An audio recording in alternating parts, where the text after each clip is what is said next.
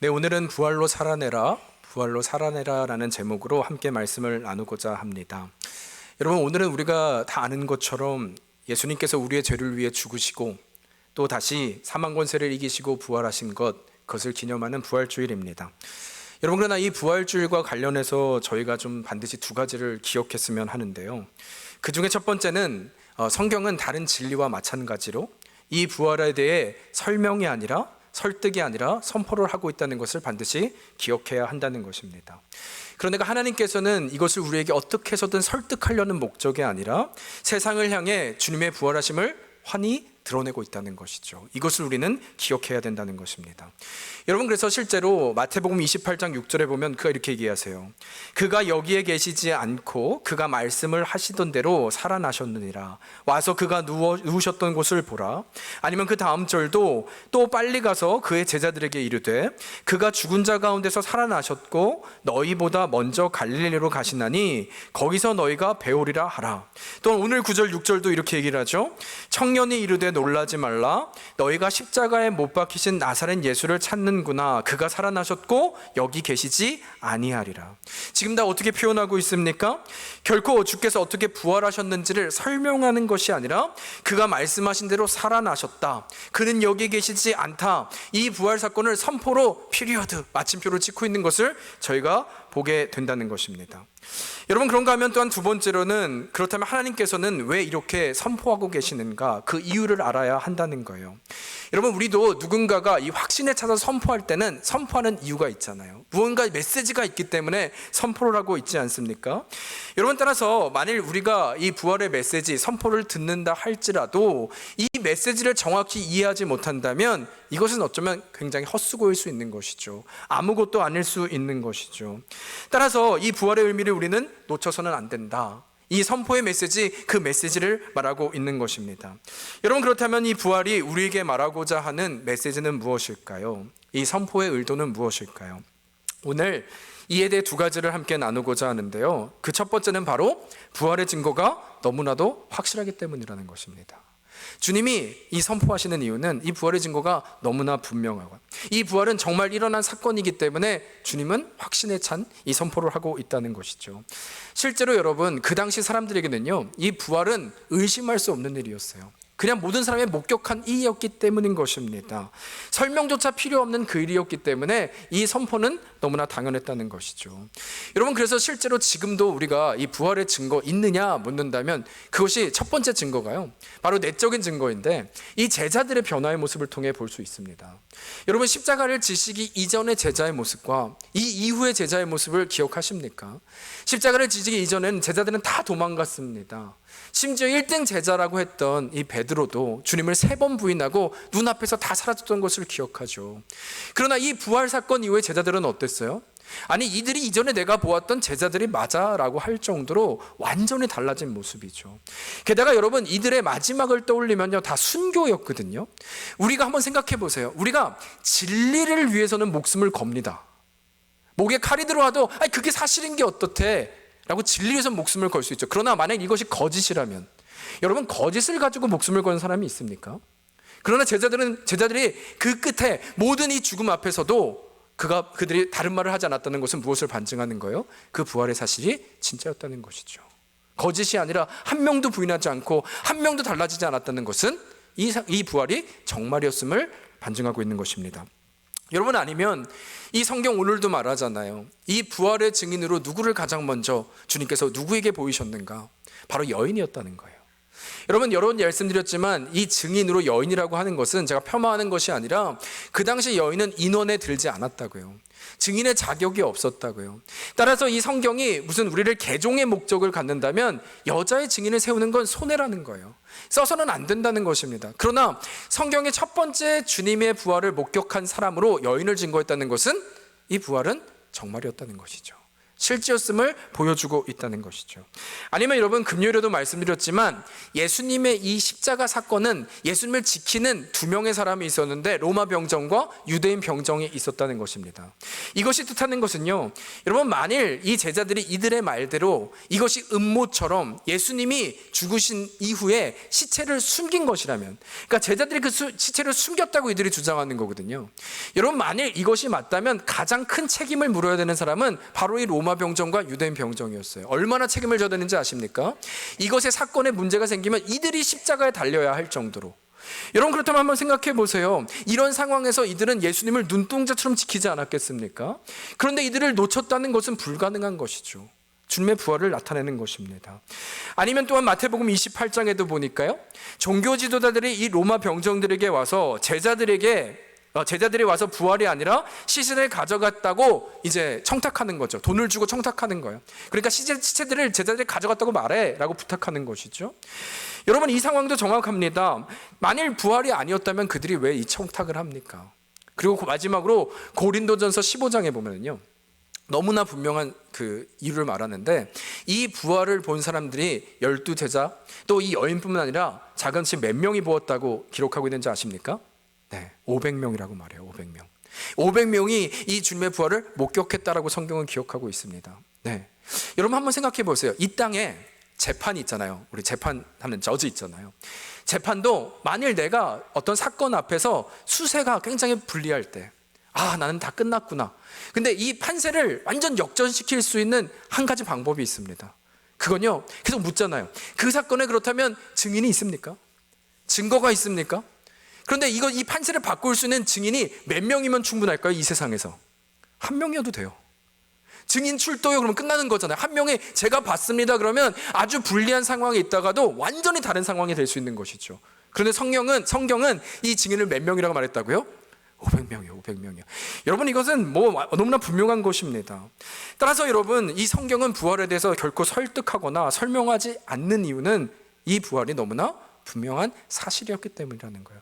수많은 증거들이 나왔고 그 당시에는 이것조차 의심하는 사람이 없었다는 것입니다. 왜? 다 보았기 때문이라는 것이죠. 사실을 말하고 있는 것입니다. 여러분, 그런가 하면 동시에 두 번째로 이 부활에 대해 성경에 선포하고 있는 이유는 무엇일까? 고린도서 15장 17절과 19절에 보면은요, 이런 얘기를 해요. 그리스도께서 다시 살아나신 일이 없으면 너희의 믿음도 헛되고 너희가 여전히 죄 가운데 있을 것이요, 또한 그리스도 안에서 잠자는 자도 망하리니. 19절 같이 읽을까요? 시작. 만일 19절이 안 나옵니까? 네, 제가 읽을게요. 만일 그리스도 안에서 우리가 바라는 것이 다만 이 세상의 삶뿐이면 모든 사람 가운데 우리가 더욱 불쌍한 자이니라. 여러분, 무슨 말입니까? 이 부활이 없다면 우리의 믿음도 헛되고 죽어도 망한 자들이고, 따라서 이 믿음을 가진 자들이야말로 가장 불쌍한 자들이다 말하고 있는 거예요. 그런데 이 말은 반대로는 뭐라는 거예요? 그러나 만일 이 부활이 진짜라면, 정말 이 부활이 진짜라면 이것이야말로 우리의 믿음은 결코 헛되지 않은 것이며, 또한 이 죄에 싹슨 사망인데 이 사망에서 생명으로 옮겨진 이것은 진짜가 되는 것이고, 또한 이제 잠자는 이 죽음도 헛되지 않고 영원함을 누릴 수 있게 이 믿음을 가진 자야말로 가장 복된 자임을 성경은 증명하고 있다는 것이죠. 다시 말하면 지금 이 부활을 우리에게 선포하는 이유는 너무나 분명한 거예요. 이 믿음으로 우리가 살아내야 될 이유를 말하는 것입니다. 이 부활을 믿을 뿐 아니라 이 부활의 능력이면 우리가 살아낼 수 있다. 이 능력으로 우리는 기꺼이 세상을 이길 수 있음을 우리에게 증명하고 말씀하고 있다는 것이죠. 어쩌면 이 땅을 살아가면서 여러분은 어떻습니까? 때로는 우리의 눈에는 현실밖에 보이지 않잖아요. 그러나 그런 현실밖에 보지 못하는 우리들에게 부활이라고 하는 이 믿음으로 살게 하여 주시기 위한 목적이라는 것입니다. 이것이 바로 선포의 이유라는 거예요. 여러분, 따라서 그런 의미로 오늘 이 부활주일 우리가 무엇을 구할까요? 바라기는 이제 우리가 다 함께 이 부활의 메시지를 보게 될 때 다시 한번 믿음의 반응뿐 아니라 이 부활의 소망이 우리의 신앙의 고백이 되어 능력이 되어 살아나는 여러분과 제가 되기를 주의 이름으로 축복합니다. 네, 여러분 그런 의미에서 이제 우리가 좀 오늘 말씀을 보고자 하는데요. 실제로 오늘 말씀의 좀 배경을 보면 우리 주님께서 지금 부활하셨음에도 불구하고 그저 이 현실 앞에 너무도 당황하고 있는 사람들이 등장을 하고 있습니다. 1절부터 보면 이제 주님께서 십자가에 달려 돌아가신 이후에 이제 보여지는 상황인데요. 안식 후 첫날 막달라 마리아와 야고보의 어머니 마리아와 또 살로메가 그것도 매우 일찍이 이 무덤을 찾아가는 장면이 등장하고 있어요. 여러분, 해가 뜨자마자 해가 돋을 그때에 찾아갔다고 하는 것은 우리 주님에 대한 마음이겠죠. 얼마나 우리 주님을 사랑했는지를 보여주는 것이겠죠. 그래서 아마 그 시간만을 간절히 기다렸을 것입니다. 마치 그때만을 기다리는데 지금 무덤으로 향하고 있는 이 여인들을 보여주고 있는 거예요. 여러분, 그런데 3절을 보니까요, 그 마음과 동시에 이들이 근심 섞인 얼굴로 말을 하는데요. 3절에 이렇게 얘기를 해요. 서로 말하되 누가 우리를 위하여 무덤 문에서 돌을 굴려주리오 라고 묻고 있겠다는 거예요. 서로 말하되 누가 우리를 위하여 무덤 문을 굴려주리오. 여러분, 이것이 보이십니까? 지금 이들의 발걸음은 사랑하는 주님 앞에 나아가고 있습니다. 그런데 나아가고 있으면서도 이들의 가장 큰 고민은 뭐예요? 지금 눈앞에 보이는 현실이 보이는 거예요. 힘없는 우리는 어떻게 이 무덤에 돌을 굴릴 수 있을까? 힘없는 우리가 이 문을 어떻게 하면 처리할 수 있을까? 고민하고 있는 이들의 모습을 보여주는 것입니다. 여러분, 어쩌면 이것은 바로 우리의 모습을 얘기하고 있는 거예요. 우리도 주님을 알죠. 주님이 계시기에 그분 앞에 나아갑니다. 그러나 여전히 우리의 상태는 어때요? 주님보다는 이 상황에 큰 돌이 더 걱정인 거죠. 그 문이 보이는 것이죠. 그 돌만 보이는 인생. 그래서 여전히 한숨과 절망과 소망 없는 그 앞에 좌절하는 인생이 바로 우리의 모습이지 않냐는 것입니다. 이것이 바로 그 돌문 앞에 있는 여인들의 고백, 아니면 우리의 고백이 될 수 있다는 것이죠. 여러분, 그러면 어떻게 해야 되는 것일까요? 여러분, 그런데 4절을 한번 보니까요, 이렇게 이야기를 합니다. 같이 읽어볼까요? 시작. 눈을 들어 본즉 돌이 벌써 굴러졌으니 그 돌이 심히 크더라 라는 것입니다. 여러분, 정확히 말하죠. 그들이 볼 수 없었는데 이제 눈을 들어 본즉 그 돌이 굴려 있었다는 거예요. 여러분, 무엇을 의미하는 것이냐면요, 사실 이 땅에서의 말씀드린 것처럼 큰 돌이 있습니다. 어려움이 있습니다. 그러나 이 산실에서의 가장 큰 문제는 돌이 있느냐 없느냐가 아니라 이 돌을 뛰어넘어 상실과 절망의 진정한 문제는 이 돌 자체가 아니라 이 돌을 뛰어넘는 것을 볼 수 있는 눈이 나에게 있느냐, 이 돌을 뛰어넘는 그 눈이 나에게 존재하느냐 안 하느냐로 이 모든 것은 판가름남을 우리에게 말씀하고 있다는 것이죠. 여러분, 지금도 그래서 보세요. 이 여인들 실제로 그 눈을 들어 보게 되었을 때 무엇을 그들이 듣게 되었는가? 이제는 벌어진 상황 앞에서 무덤 안으로 이 여인들이 들어갑니다. 그러자 그 안에 청년이라고 표현되는 천사가 나타나서 이들에게 말을 하는데요, 그것이 바로 7절의 말씀입니다. 7절의 말씀이 같이 읽을까요? 시작. 가서 그의 제자들과 베드로에게 이르기를 예수께서 너희보다 먼저 갈릴리로 가시나니 전에 너희에게 말씀하신 대로 너희가 거기서 배우리라 하라 하는지라. 여러분, 여기서 보면 조금 전까지 이들의 걱정은 이 돌을 누가 옮겨줄까, 이것이 전부였어요. 그런데 이때 오히려 하나님은 천사를 통해서 어떻게 말씀하시냐면, 놀랍게도 그 큰 돌을 누가 옮겨주셨는지에 대한 설명이나 대답을 하고 계시지 않고 오히려 단지 한마디 하시죠. 너희는 먼저 갈릴리로 가라. 여러분, 무엇을 의미하는 거예요? 큰 돌을 바라보는 것은 너희의 일이 아니라는 거예요. 그것을 걱정하는 것은 너희의 일, 그 문제를 고민하는 것은 너희의 일이 아니라 오히려 너희는 눈을 들어 보아야 할 것에 대해서 말씀하고 있다는 것이죠. 여러분, 그래서 지상명령을 기억하시죠? 마태복음 28장이요. 어떻게 시작합니까? 그러므로 너희는 가서 모든 족속으로 제자를 삼아 아버지와 아들과 성령 이름을 세례를 주고 내가 분부한 것을 가르쳐 지키게 하라. 그 다음에 뭐라고 말씀하세요? 명령하시기를 볼지어다 라고 하시죠. 볼지어다. 세상 끝날까지 내가 너희와 함께 있을 것이다. 여러분, 누가 이 세상 끝날까지 갈 수 있다고 말씀하세요? 능력이 아니라 볼지어다. 볼 수 있는 자가, 이 땅이 전부가 아니라 하나님의 역사를 볼 수 있는 자가 세상 끝날까지 갈 수 있음을 우리에게 분명히 말씀하고 있다는 것입니다. 여러분, 따라서 우리의 인생에 이 큰 돌을 마주하며 살아가는 우리에게 진정한 능력은 무엇인가? 여러분, 기억하시길 바라요. 큰 돌이 사라지는 것이 능력이 아니에요. 우리에게 하나님이 큰 돌을 없애주시옵소서, 이게 능력이 아니에요. 왠지 아십니까? 우린 너무나 잘 알잖아요. 여러분, 큰 돌이 사라지고 나니까 그 뒤에 또 뭐가 있어요? 더 큰 돌이 있잖아요. 더 큰 돌이. 그럼 우리는 매일 그 큰 돌만 제거하는 인생을 사는 거예요. 그러나 하나님이 이에 대해서 뭐라고 말씀하세요? 그건 너의 일이 아니라고요. 너의 문제가 아니라고요. 오로지 너는 이 문 뒤에서, 이 하나님의 일 앞에서 눈을 들어 바라보는 것이 우리의 이름을 말하고 있는 것입니다. 여러분, 그렇다면 우리가 이 시간 무엇을 구해야 될까요? 바라기는 이 예배 가운데 눈을 들어 돌이 아니라 이 일을 행하시는 하나님 앞에 나아가는 여러분과 제가 되기를 주의 이름으로 축복합니다. 여러분, 그런가 하면 둘째로요, 그렇다면 우리가 이 눈을 들어 하늘을 보고 전진하는 인생, 이것이 맞는 것이라면 어떻게 가능할까요? 우리는 무엇을 구해야 되는 것일까요? 어떻게 온전히 눈을 들어 그 앞에 나아가야 하는 것일까요? 여러분, 그런데요, 이 마가복음, 오늘 저희가 나눈 게 16장이잖아요. 마가복음은 이 16장으로 끝납니다. 마무리되는 시점이에요. 그런데 이 마지막 16장을 보면은요, 한 가지 이 반복되는 단어들이 나오고 좀 복기해 보면 한 가지 질문이 생기거든요. 그것이 무엇인지 좀 나누고자 합니다. 16장 10절부터 11절을 보면 이렇게 이야기를 해요. 마리아가 가서 예수와 함께 하던 사람들이 슬퍼하며 울고 있는 중에 이 일을 알림해 그들은 예수께서 살아나셨던 것과 마리아에게 보이셨다는 것을 듣고도 믿지 아니하리라. 또 13절 볼까요? 두 사람이 가서 남은 제자들에게 알리었으되 역시 믿지 아니하리라. 이런 반복되는 단어가 뭐예요? 믿지 아니하리라. 역시 똑똑하십니다. 믿지 아니하리라. 계속해서 말씀하시죠. 너희는 예수님의 부활을 믿지 않았다 말하는 거예요. 아니, 지금 심지어 이 무덤에 도착한 여인들에게 천사가 나타나서 예수님이 살아나셨다는 말을 했음에도 불구하고 이들의 고백은 믿지 않았다. 여러분, 그래서 8절 이 여인들의 고백을 보시겠어요? 8절 어쩌면 우리들의 고백이죠. 같이 읽어볼까요? 시작. 여자들이 몹시 놀라 떨며 나와 무덤에서 도망하고 무서워하여 아무에게 아무 말도 하지 못하더라. 여러분, 하나님의 천사가 부활하셨다 말씀하시는데도 불구하고 몹시 놀라 떨어서 무서워서 아무 말도 하지 못하고 있는 이 형편을 말하는 거예요. 아니면 여러분, 마지막으로 14절도 볼까요? 이때 이해하지 못하는 장면이 나옵니다. 그 외 11 제자가 음식을 먹을 때에 예수께서 그들에게 나타나사 그들의 믿음 없는 것과 마음이 완악한 것을 꾸짖으시니 이는 자기가 살아난 것을 본 자들의 말을 어땠다고요? 믿지 않았다고요. 여러분, 지금 누구한테 말씀하신 거예요? 3년 동고동락한 제자들에게 말씀하는 거예요.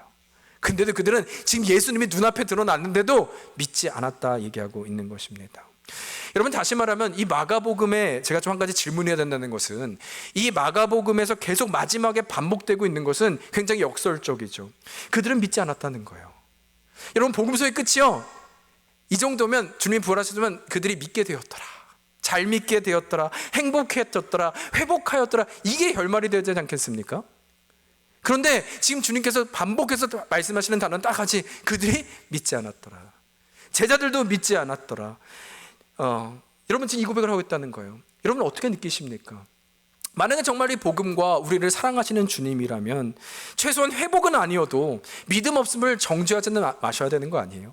너희가 믿음 없다 이렇게 말씀하시면 안 되는 것 아닙니까? 아니면 행복한 해피스토리를 만들어야 되는 것 아닙니까? 그런데 왜 지금 이렇게 마지막에 믿음 없음을 이 복음서의 마지막에 우리에게 질문하고 있냐는 거예요. 여러분, 그렇다면 무엇을 말씀하시는 것일까요? 정말 우리 주님께서 우리를 책망하시기 위해서 지금 이 말씀을 하고 있는 것일까요? 여러분, 그런데요, 이 한 칼럼의 제목이 마가가 우리에게 던지는 질문이라는 칼럼이 있습니다. 그 칼럼에 보면 이 마가복음이 쓰여지게 된 배경을 말하고 있는데요, 여러분, 이 마가복음이라고 하는 것은 시대상 예수님이 살던 시대에 쓴 것이 아니죠. 보통 이 글이라고 하는 것은 시대를 후행하잖아요. 그래서 신학자들이 얘기하기는 일반적인 견해로는 AD 70년, 그러니까 예수님이 돌아오시고 나서 한참 지난 이후에 이 마가복음이 가장 먼저 복음서로 기록되었다는 것이 일반적인 견해입니다. 그런데 그때 이 상황적인 것을 보자는 거예요. 어떤 상황에서 이 마가복음이 쓰여진 것인가? 여러분, AD 70년이라고 하는 것은 이 유대인들에게는 아주 잊을 수 없는 사건이 한 가지 벌어지는데요, 그것은 그 당시 우리가 아는 것처럼 이스라엘은 독립국가가 아니라 로마의 식민지였습니다. 그런데 이에 독립전쟁이 일어나요. 이 유대인들이 이곳에서 한번 믿음으로, 예수 그리스도의 이름으로, 하나님의 이름으로 독립전쟁을 일으키는데요, 그래서 주이시 리볼트라고 하는 실제적인 역사적인 그 사건이 일어납니다. 그러나 그 결과가 어땠을까요? 저희가 아는 것처럼 안타깝게도 이 로마를 이기지 못합니다. 아니, 이기기는커녕 잠시 저항을 해봤지만 결국 그 결과는 너무나 참담했다는 거예요. 실제로 요세푸스의 그 기록에 의하면 그 전쟁으로 인해서 이 유대인들은요, 자그마치 110만 명이라고 하는 사람들이 사망했고요, 9만 7천 명이라고 하는 사람이 노예로 팔려가 지중해 연안에서 다 흩어지게 되었다라고 기록하고 있습니다. 여러분 어땠을까요? 이런 결과라면 이제는 그들의 집은 다 사라진 거예요. 마을도 사라진 것입니다. 그 결과 이뿐만이 아니라 그들의 목숨처럼 여기던 예루살렘의 성전도 이때 다 파괴되고 무너지게 된 것뿐만 아니라 통치권도 다 잃게 된 그 상황이 바로 AD 70년이었다는 거예요. 가족들은 어땠을까요? 이 역사의 소용돌이 가운데 가족은 모두 다 흩어지기 시작하고 이제는 마치 먹는 것조차 어떻게 해결해야 되는지 한 끼니를 걱정해야 되는 상황. 어쩌면 오래전 아무렇지 않게 지내왔던 이 평범함이 너무나도 사무치게 그리워졌던 그 상황이 바로 이 AD 70년의 상황이었다는 것입니다. 여러분 그렇다면 한번 생각해 보셨으면 좋겠어요. 이들에게 어떤 소망이 있을까요? 무엇이 위로가 됐을까요? 아무런 소망이 다 사라진 상황, 그때가 바로 지금이었다는 것입니다. 어쩌면 영적으로도 전 동일했을 거라고 생각해요. 그래도 주의 이름으로 나온 거잖아요. 주가 우리와 함께 하시기에 그들이 믿음으로 전쟁했던 거잖아요. 그러했기 때문에 그들에게 가져왔던 이 실패감, 절망감은 그 어느 때보다 더 컸을 수 있다는 것입니다. 여러분 그런데 이러한 상황에서 마가복음이 쓰여졌다고요. 이런 상황에서 마가복음이 쓰여졌다고요. 그들에게 이 마가복음을 읽게 되었다는 것입니다.